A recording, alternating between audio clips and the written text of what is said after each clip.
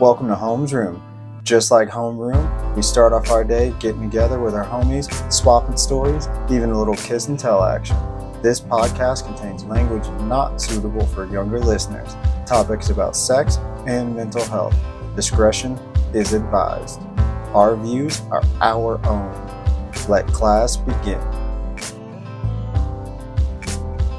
Welcome back to another special episode of Homesroom Sex Ed.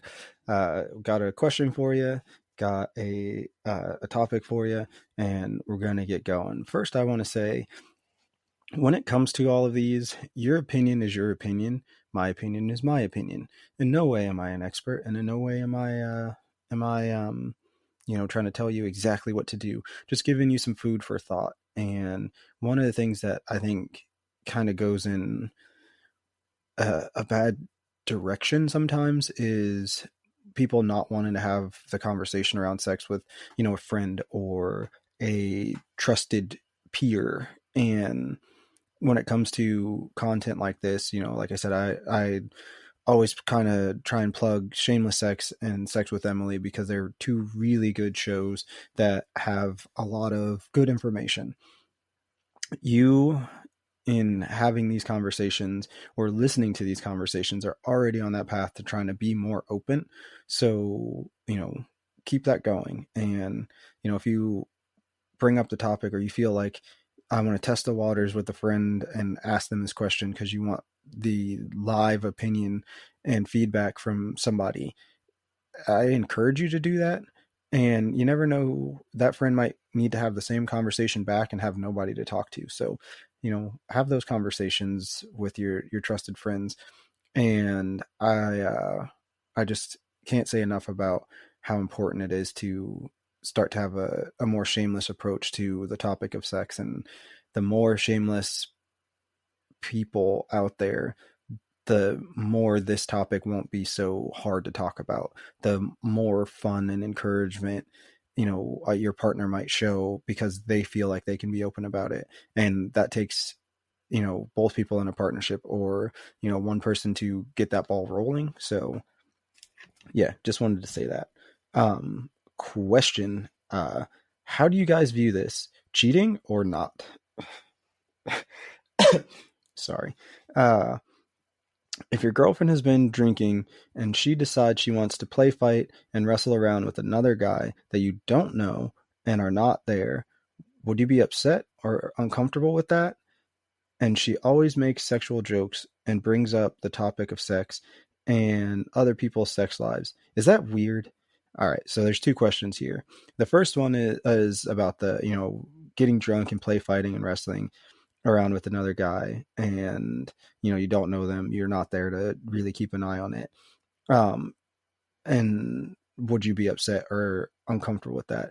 And I think that is a super different answer for everybody, and in the scope of what your boundaries are for your relationship. And I think that's where that conversation needs to start. You need to have that conversation and say, hey, like, this makes me uncomfortable. Is that just something you do when you're drunk, or, is that something that like you'd like for us to do more?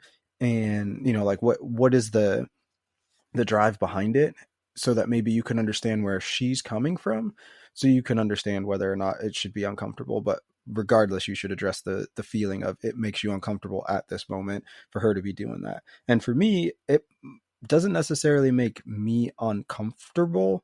It would make me, or I should say upset. It does make me a slight bit uncomfortable, only because I wouldn't at that point be having the conversation to know. So how am I finding out about it? Is she coming home and telling me, or is somebody else telling me? If it was like oh yeah, she was over there, wrestling around, rolling on the floor with, whoever, I would, give kind of a pause at that, like, wait, what? But if she's coming home and telling me that, like, that's what happened, or I've seen it in person and I know that's what happens when she gets drunk, I would be a little bit less upset or uncomfortable. I will say that if somebody challenged my wife to like wrestle and she was drunk, I have no doubt that she'd be like, let's fucking go. and I wouldn't be uncomfortable with it. If anything, I'd be like, did you win? Because she's super competitive, and if she didn't win, I need to go console her and give her some tips and techniques. No, I'm just joking. She don't need no tips or techniques. So yeah, I mean, it just kind of depends. That situation is, you have to have that conversation. So if your partner gets drunk and does something that you don't like, does something that is, uncomfortable to you, you have to have that conversation, but don't have it from the point of, hey, when you do this, it makes me uncomfortable. Have the conversation from the point of, hey, why when you get drunk do you wrestle around? Is that like, is it just something like you grew up doing, or is it just like fun to you, or like what causes that? Like, is that something you would like us to do more? Um, Come from a perspective of like, you want to understand, not you want to attack them, and they might not be able to answer that question in that moment. Give them some time, and then maybe bring it back up in a different way to try and see, or watch for those behaviors before they start, and maybe step in and say you want to wrestle playfully, and maybe they do it, maybe they don't. um and then go from there about having an uncomfortable, or not conversation around, like, what, this makes me uncomfortable, babe. you know just each relationship is different, and how you guys have that conversation, you just have to have that conversation. And then the second part of this question, about making sexual jokes and bringing up the topic of sex and other people's sex lives, I do not think that's weird, and I think that that's one of those things where she probably wants to have those conversations. And I assume you're still saying she's drunk, but you didn't really specify. But um I'm assuming she wants to have those conversations sober. She's afraid to. And what happens is, when she loses her inhibitions, she's more shameless about asking or making a comment. And I don't think there's anything wrong with that. And I think that shaming people into thinking that that's weird is what makes them have to be drunk to have that conversation. The whole point of what I'm doing here is to kind of diminish some of that shame and open up those conversations. I think that if as long as she's not like vulgar and making other people uncomfortable, I think it's fine. I don't think it's weird. I honestly wish more people would be able to have those conversations in a way that they, like, I'm not saying you have to reveal every intimate detail, but being able to have an open conversation about whatever. Like, I remember sitting somewhere and having a conversation about something random, and the two people next to me were talking about the first time they use vibrators, and I was like, I'm way too close to this conversation with people I don't know to like feel comfortable with this. And I sat for a second, and I was getting ready to move, and then I was like, you know what? If I move, they're going to know that I'm listening to their conversation, and it's going to make them feel uncomfortable. They're having an open conversation, and they are completely shameless. So I'm going to stay here. I'm just going to try and get into a conversation where like I can't hear them, because I shouldn't, their conversation shouldn't make me uncomfortable, because it's not a conversation for me. So again, having those conversations is what you should be doing. It's just, context, time, place, all that kind of stuff is what it depends on. So I don't think it's weird. I think it's just, again, find out why.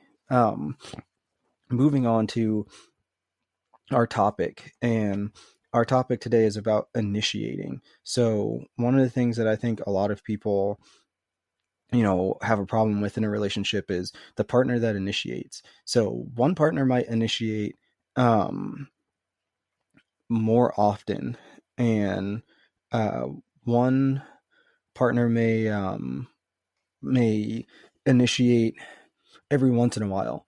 But are they initiating once in a while physically, and that to you is initiation, or have they been initiating all along and you just didn't realize it? So there's different ways to initiate without even being in the bedroom or the living room or the car, or where the tent, or wherever you are. So one of the ways that like you may be initiating, and it's the beginning of the day, sending a sexy flirty text message to your partner at 9 a.m. could be the start of initiation. I'm a car guy, so I'm going to make a car reference. Sorry to people that are not car people out there, but you start your car, it's got to warm up, right?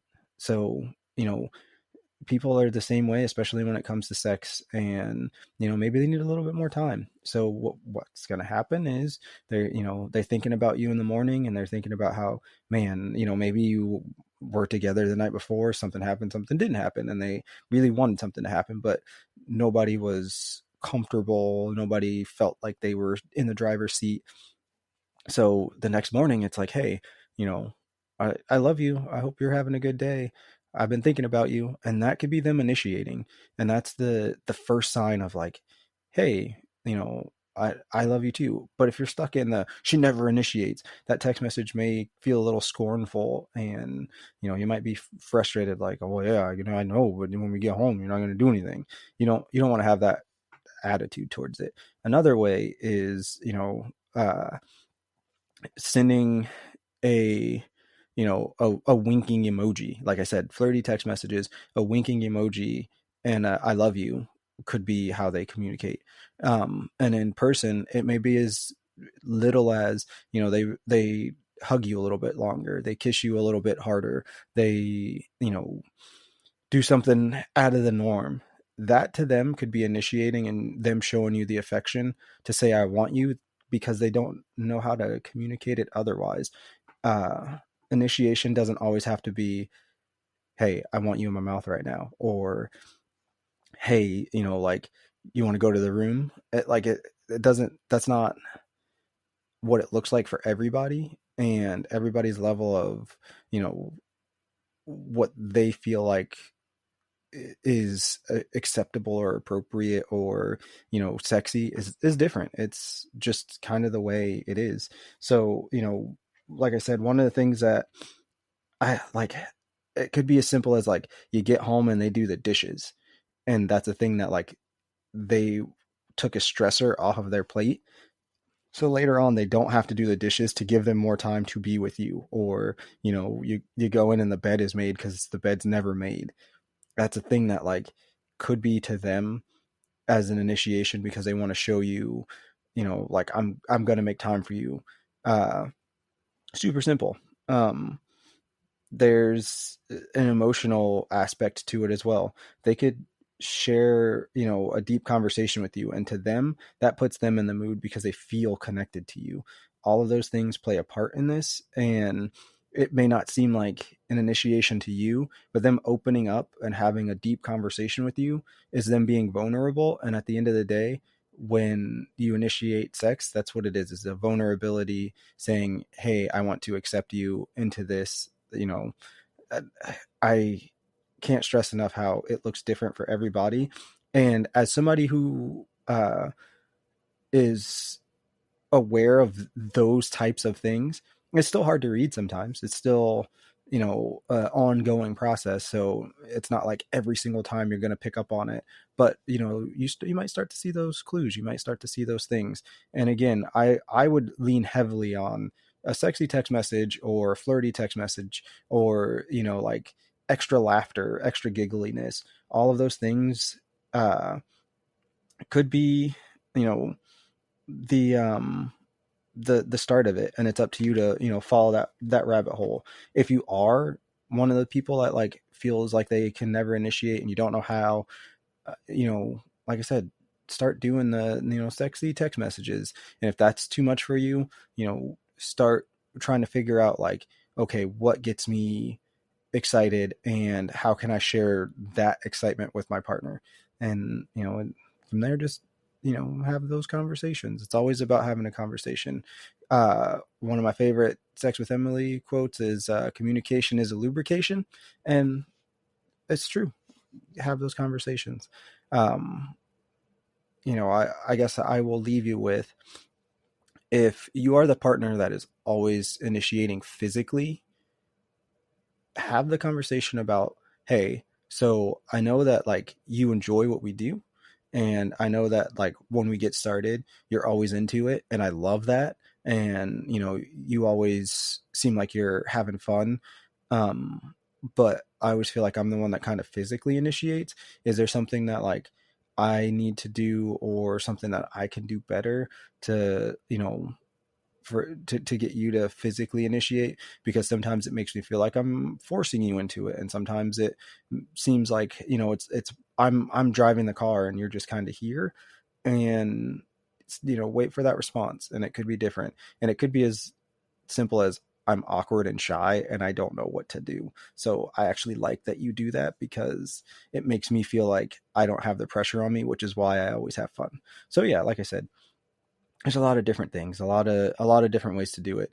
And if you're the partner that, doesn't feel like you initiate, or is awkward and shy and you can't initiate, have that conversation outside of the bedroom and appreciate your partner for always initiating. Again, easy as, I love that, like, I don't ever have to, put myself in an uncomfortable situation, because when I'm uncomfortable, then it's hard for me to, get in that headspace to play. So I love that, you always grab my thigh when we're laying in bed, and, it kind of tells me it's on, or you always lean over and, you kiss my cheek a little bit, then you move to my lips, then you wrap your arm around me. And that makes me feel safe and wanted. And at that point, like, it's on, babe, I love you. So, just, again, I can't say it enough. Have those conversations. I just want to thank everybody for listening. Hopefully you've been enjoying these. If you have any questions or topics or something that, like, you want an opposite opinion on, write in. Instagram, it's in the show notes, mhomeswriter, Homesroompod, at Gmail, anywhere, write it in. It could be anonymous, whatever you got to do.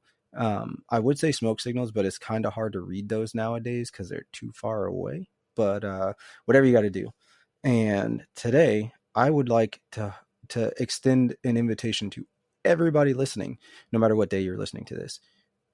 I want everybody to try and have an uncomfortable conversation with your partner, no matter what it is, whether it's, hey, this one time in third grade, doesn't matter what the topic is, doesn't matter what the subject is, have one uncomfortable conversation with your partner, and, start that ball rolling of having these uncomfortable conversations, just opening up a little bit and feeling that, like, oh man, they love me and this worked, or, oh man, I did not go as planned, maybe gives you a little bit of a playbook for the next time.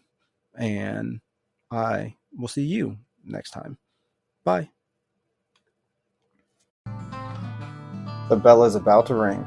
If you want to drop us a voice message or simply ask a question, you can do that by clicking the link in the show notes below. Be sure to leave us a 5-star review. It helps more people find us. Theme music by Kinsey. More music available on Spotify. Remember, every day is a class. Go learn something.